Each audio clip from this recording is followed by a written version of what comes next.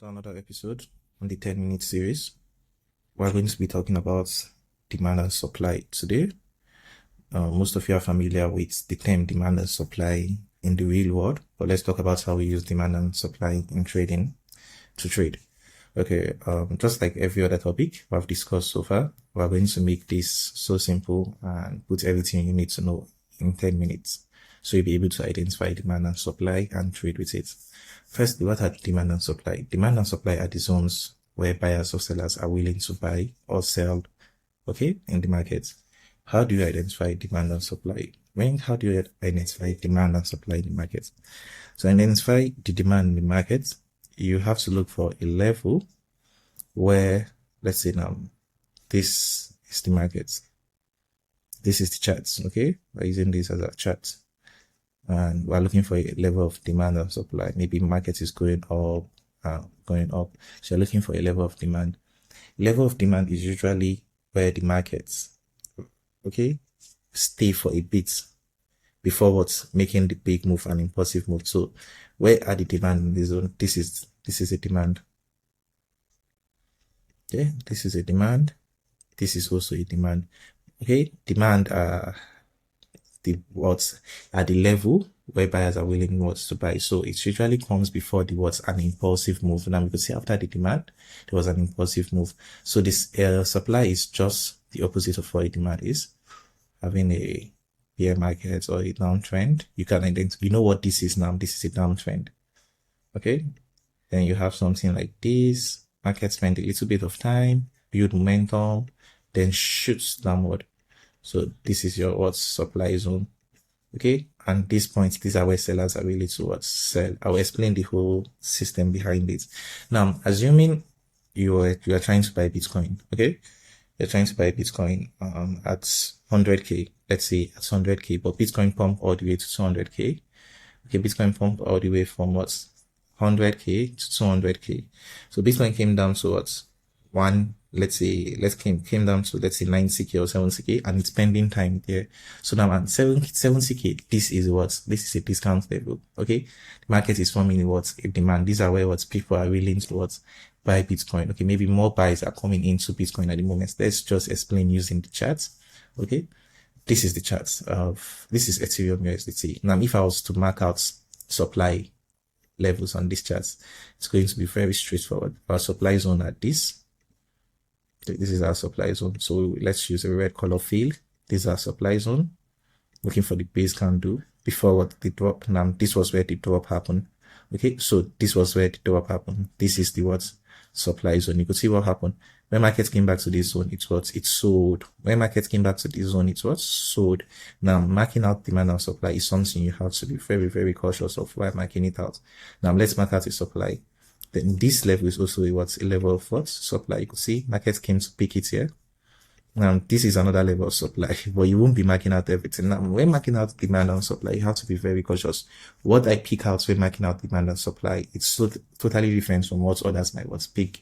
Okay. I usually consider the time spent in that zone. Okay. Now, let's assume this is a zone in the market. This is a zone. And what time frame are we on? We're on the hourly time frame. Okay. I believe you guys are familiar with what time frames are from the time frame videos, right? So now, this is the hourly time frame. Each candle represents an hour. Okay. Price movements forwards, a full hour. Then this is 1, 2, 3, 4, 5, 6, 7, 8. Okay. About 8 hours. Okay.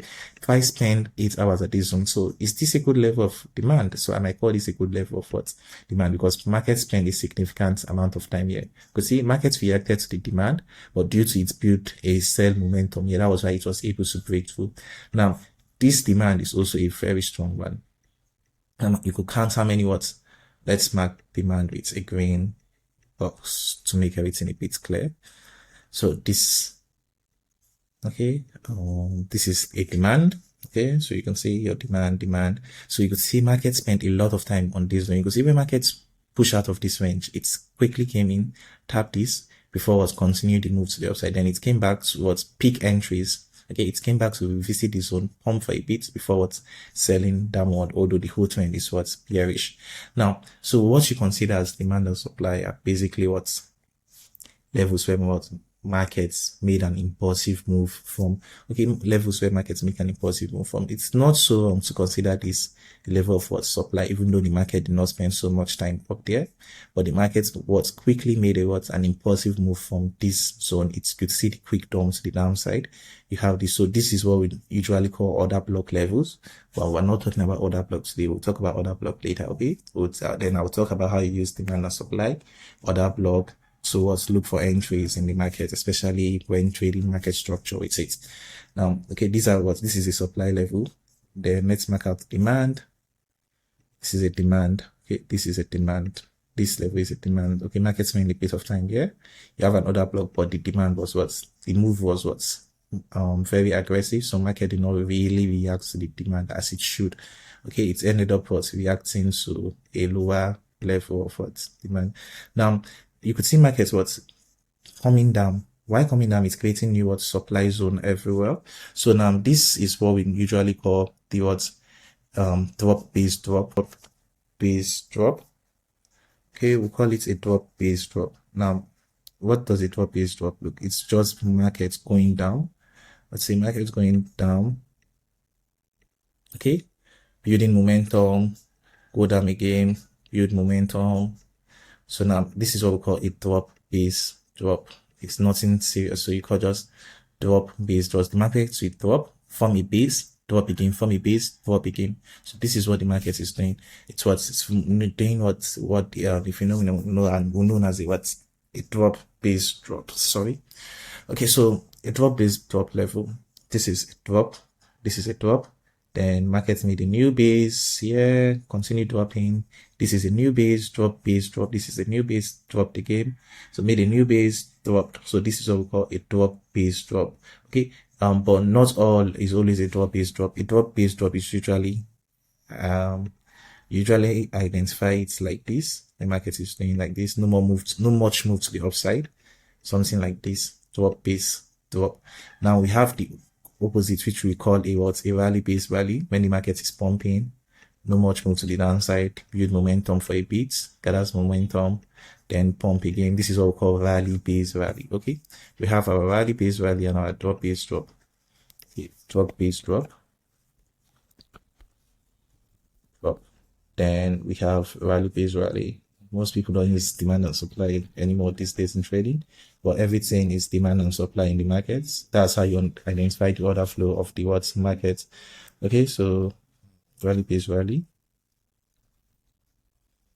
Rally base rally. Then this is a rally base rally, drop base drop, rally base rally. Then we have a drop base rally. That is a drop base rally when you have markets dropping, rally for a bit, then drop base rally. Okay, then this is the base here, drop base rally. So this is the base, markets drop base rally. So rally is when it's going to the upside. Okay, rally base rally. Okay, markets pumped for a bit, gathers momentum, push to the upside. Now that is all you really need to know about demand and supply trading. Okay, the market is either going down in a rally base, going down in a drop base drop pattern, or it's going up in a rally base rally pattern, or it's doing it's doing a drop base rally, or it's also doing a rally base drop. Okay, rally base drop. Okay, its rallies goes to the upside, build momentum and sell off. So let's see if we can identify quick ones here. Now this move here is markets drop base rally. So we call this move now to the downside drop base rally. Okay, drop base rally. Okay, drop base drop, drop base rally. Okay, now this is rally base drop. Okay, so this is a drop here, drop base rally. Okay, you could see there was a base here, then it's pump, then drop base drop. Okay, this is drop base, then rally for a bit, base drop base drop, so going downward one-sidedly. So this is all you need to really know about supply and demand trading. We'll talk about using them for entries much more later into the series. Don't forget to like the video, subscribe to my YouTube channel, drop a comment if you find this helpful, and follow me on X and join my community on Telegram, where I drop trade and other trading materials. Catch you on the next episode.